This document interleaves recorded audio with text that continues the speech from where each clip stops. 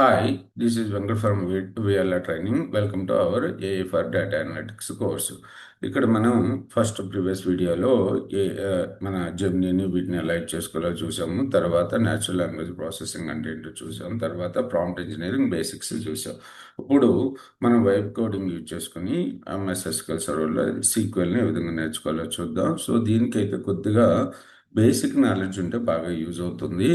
లేదు అంటే నేను చెప్పినట్టు ఫాలో అవ్వకండి. ఓకే, సో ఇప్పుడు మనం జెమినీలోకి వెళ్ళి ఏదో ఏదో ఏదైనా ఎల్ఎల్ఎం టూల్ చేసుకోండి. చాట్ జీపీటీ తీసుకోండి, లేకపోతే జెమినీ, లేకపోతే పర్ఫెక్ట్ సిటీ ఏదైనా తీసుకోండి. తీసుకుని ఇప్పుడు మనం ఏం నేర్చుకుందాం అనుకుంటున్నాం? ఎస్క్యూఎల్ సర్వర్ తోటి సీక్వెల్ నేర్చుకుందాం అనుకుంటున్నాం. సో అప్పుడు మనకు ఎప్పుడో నేర్చుకున్నాం, లేకపోతే మనకు అసలు బేసిక్ నాలెడ్జ్ లేదు. మనం జెమినీలోకి వెళ్ళి ప్రాంప్ట్ ఏమైనా రెడీ చేయాలి. నేను కొత్తగా సీక్వెల్ నేర్చుకుంటున్నాం అనుకుంటున్నాను ఎస్క్యూఎల్ సర్వర్ యూజ్ చేసుకుని. సో నాకు సీక్వెల్ సర్వర్ ఎలా ఇన్స్టాల్ చేయాలో చెప్పు. లేదు అంటే సీక్వెల్ సర్వర్ ఆల్రెడీ ఇన్స్టాల్ చేయి ఉంటే నాకు ఒక ఒక టేబుల్ని క్రియేట్ చేసి అందులో శాంపుల్ డేటాని ఇన్సర్ట్ చెయ్యి. అలాగే దాని మీద ఒక 10 క్వరీస్ నేను ప్రాక్టీస్ చేసుకోవడానికి ఇవ్వమని చెప్పి అడుగుదాం. సో ఇక్కడ ఈ సెంటెన్స్లో ఇవి ఉన్నాయి చూడండి.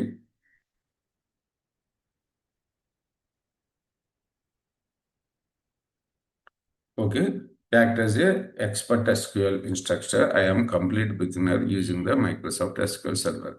So first provide me the starter kit code block that creates a table and populates it with simple data so I can practice immediately. Okay, so practice చేసుకోవడానికి ఇమీడియట్గా డేటాని ఇవ్వమంటున్నాను. Next guide me through 10 step lesson plan covering the most basic SQL commands like so ఇవి మీకు idea లేకపోతే వదిలేయండి. Most basic SQL commands for each step explain the concept simply and provide the query I should run again my new table. Okay, so లేదు అలా కాకపోతే నేను తెలుగులో రావాలనుకుంటే నేను ఎస్క్యూఎల్ నేర్చుకోవడం కొత్త. నేను మైక్రోసాఫ్ట్ ఎస్క్యూఎల్ సర్వర్ వాడుతున్నాను. నాకు బేసిక్ అవగాహన కోసం 10 ముఖ్యమైన ఎస్క్యూఎల్ క్వైరీస్ ఒకరు ప్రస్తుతం నా దగ్గర డేటా లేదు కాబట్టి ముందుగా టేబుల్ క్రియేట్ చేయడానికి మరి అందులో కొంత శాంపుల్ డేటా ఇన్సర్ట్ చేయడానికి కోడ్ ఉంది. తద్వారా నేను ప్రాక్టీస్ చేయగలను. సో ఇది తెలుగులో రాయడం కానీ English based. Okay, I'm beginner using Microsoft SQL server and want to learn the basics. Since I don't have a data set, please start by generating the SQL query to create a simple table and insert dummy data into it. Once the data is ready, guide me through 10 most basic SQL queries to help me understand how SQL works, include the code, the output, and a short explanation of each అని చెప్పి అడుగుతున్నాను. Okay, so ఇక్కడ ఏంటంటే మనం కొత్తగా నేర్చుకోవడం కన్నా help తీసుకోవడం చాలా ఈజీగా ఉంటుంది. సో మీరు ప్రాజెక్ట్లో ఎగ్జాంపుల్ చూసుకున్నట్టయితే మీకు ఇక్కడ ఇచ్చాను నేను అవి. సో వైబ్ కోడింగ్ ద్వారా చేసేటప్పుడు అడ్వాన్స్డ్ కేవలం కొరసే కాకుండా నేను ఆటోమేషన్కి రెడీగా ఉన్నాను. సారీ కదండి. సో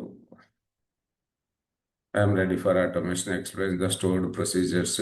సో ఇలా మన హెల్ప్ తీసుకుంటే బాగుంటుంది, కానీ కొత్తగా నేర్చుకోవడానికి అయితే కొద్దిగా కన్ఫ్యూజ్లోనే ఉంటారు మీరు. ఓకే, సో ఫస్ట్ నేను నాకు నా జెమినీని అడిగాను. Act as expert SQL instructor, I'm complete beginner to Microsoft. నేనేం అడిగానంటే నేను కొత్తగా ఎస్క్యూఎల్ సర్వర్ నేర్చుకోవాలనుకుంటున్నాను. నాకు ఒక 10 శాంపుల్ సింపుల్ కోడ్ అలాగే ఒక టేబుల్ క్రియేట్ చేసి ఆ టేబుల్లో డేటా అని చెప్పి అడిగాను. ఓకే, ఇచ్చింది. రైట్, నేను ఇప్పుడు ఎస్క్యూఎల్ సర్వర్ క్లోజ్ చేస్తున్నాను. SQL server management studio. మీకు ఎస్క్యూఎల్ సర్వర్ లేకపోతే మీరు ఇన్స్టాల్ చేసుకున్న సిస్టంలో యూట్యూబ్లో కూడా చాలా వీడియోస్ ఉన్నాయి ఎలా ఇన్స్టాల్ చేయాలనే దాని మీద నేను కూడా కొన్ని వీడియోస్ చెప్పాను. ఓకే, ఇవాళ మీరు ఇలా స్టార్ట్ చేసిన తర్వాత ఇక్కడ సర్వర్ నేమ్ వచ్చేసి మీ సిస్టమ్ నేమ్ ఇచ్చుకోండి. తర్వాత డేటాబేస్ నేమ్ డిఫాల్ట్గా ఉంచుకొని ఎన్క్రిప్ట్ ఆప్షనల్లో పెట్టుకోండి. ఆప్షనల్లో పెట్టి కనెక్ట్ చేయండి. కనెక్ట్ చేసిన తర్వాత మీ దాంట్లో శాంపుల్ డేటాబేసెస్ ఏముండవు. నేను ఆల్రెడీ క్రియేట్ చేసి ఉంచాను 2. So delete.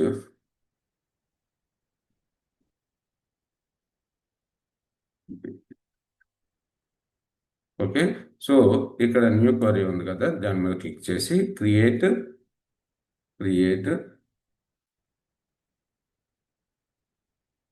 Database. Database name ఒక విఎల్ఆర్ ట్రైనింగ్ అని క్రియేట్ చేస్తున్నాను. విఎల్ఆర్ స్పేస్ ఉండకూడదు, ట్రైనింగ్ డేటాబేస్. ఈ డేటాబేస్లో టేబుల్స్ని క్రియేట్ చేసుకున్నాం. సో ఇప్పుడు దీన్ని ఏం చేయాలంటే మీరు సెలెక్ట్ చేసుకుని ఎగ్జిక్యూట్ చేయండి. ఇక్కడ డేటాబేస్ క్రియేట్ అయింది. తర్వాత యాక్చువల్గా ఇప్పుడు మనం మాస్టర్ డేటాబేస్లో ఉన్నాము, అందుకని విఎల్ఆర్ ట్రైనింగ్లోకి రావాలి. Use VLR training. Okay. So ఇప్పుడు దీన్ని కూడా సెలెక్ట్ చేసుకుని రన్ చేయండి. ఇప్పుడు మీరు కావాలనుకుంటే ఇలా కూడా సెలెక్ట్ చేసుకోవచ్చు.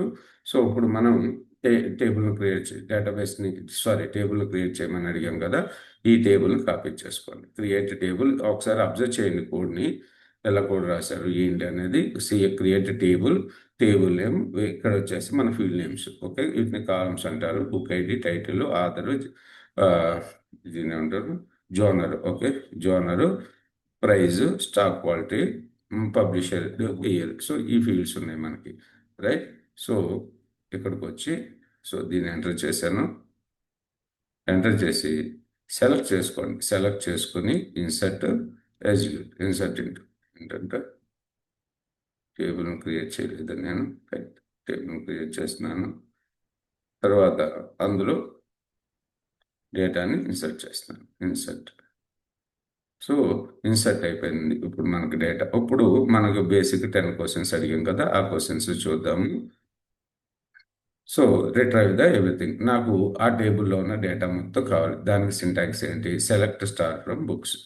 సో ఇక్కడ ఈ ఎక్స్ప్లెనేషన్ కూడా చదవండి, మీకు క్లియరిటీగా అర్థమవుతుంది, రైట్. సో తర్వాత select star from books, execute. So books టేబుల్లో ఉన్న డేటా అంతా కూడా కనపడింది. ఓకే. సో తర్వాత చూసుకున్నట్టయితే సెలెక్టింగ్ ద స్పెసిఫిక్ కాలమ్స్, అంటే కొన్ని ఫీల్డ్సే కావాలి మనకి. ఏమేమి ఫీల్డ్స్ ఉన్నాయి? So book ID, title, author, genre, price, stock quantity, published year ఉంది కదా.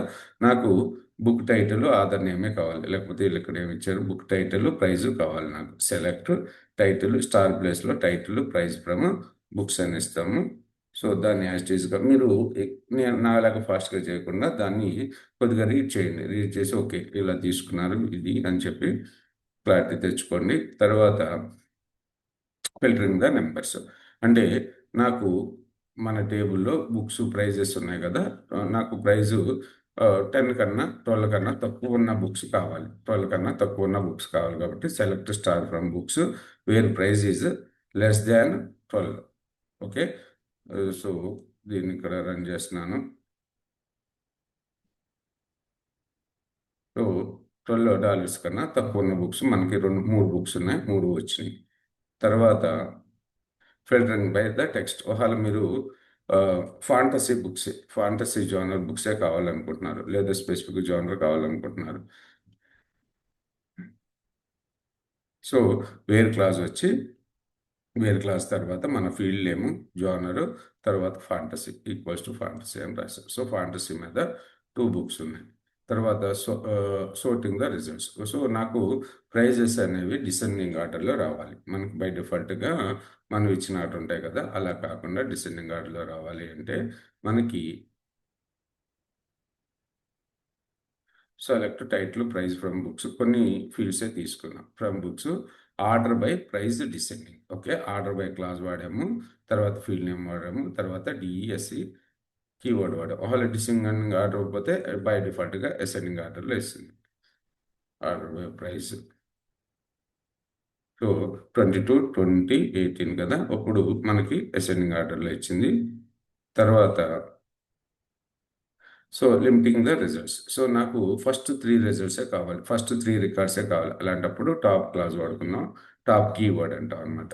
So in Microsoft SQL use the top to limit how many rose we get back.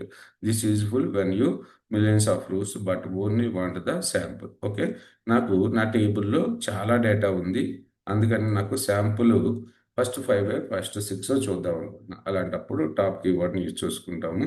Order by DSC. Okay. So books అనేవి prices అనేవి order వస్తాయి. ఆర్డర్లో first 3 ఏదైతే costly books ఉన్నాయో అవి వచ్చినాయి మనకి. తర్వాత కౌంటింగ్ డేటా. సో నా టేబుల్లో ఎన్ని రికార్డ్స్ ఉన్నాయి అని చూసుకోవాలనుకుంటే select count star from table. Okay. Select count star from table name.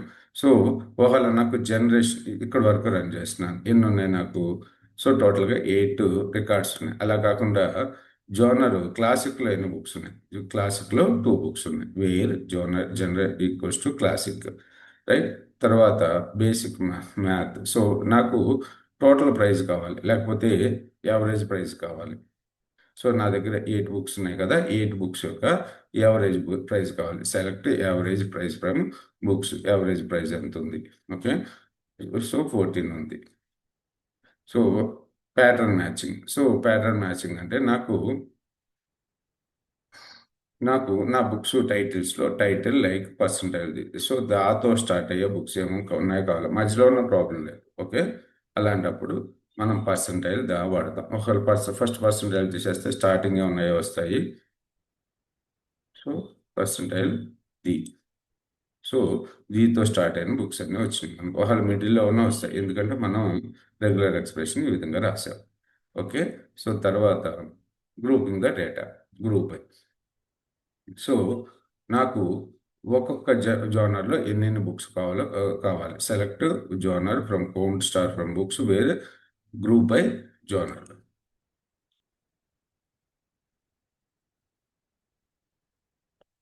ఈ విధంగా మనం వైట్ బోర్డింగ్ని యూజ్ చేసుకోవచ్చు. కాకపోతే మీకు ఇక్కడ ఇలా చెప్పుకుంటూ వెళ్తే మీకు కొద్దిగా హార్డ్గా ఉంటుంది. మీరు కొత్తగా నేర్చుకునే వాళ్ళైతే ఎక్కువగా మనం వైట్ బోర్డింగ్ కానీ ఎక్కువగా ఈ ఏఐ టూల్స్ని ఎందుకు యూజ్ చేసుకుంటాం అంటే సపోర్ట్ మనకు డౌట్స్ వచ్చినప్పుడు క్లారిఫై చేసుకోవడానికి. వాళ్ళు మీరు కంప్లీట్గా న్యూ టు ఎస్క్యూఎల్ అయితే మన ఎస్క్యూఎల్ ట్రైనింగ్ వీడియోస్ అని తెలుగుగానే ఉంటాయి యూట్యూబ్లో, అవి వినండి. అవి విన్న తర్వాత ఈ వైట్ బోర్డింగ్కి రండి. Thanks for watching this video. ఇంతవరకు మన ఛానల్ సబ్స్క్రైబ్ చేయకపోతే సబ్స్క్రైబ్ చేయండి, మర్చిపోవద్దు. అలాగే బెల్ ఐకాన్ క్లిక్ చేయండి, వీడియోని లైక్ చేయండి.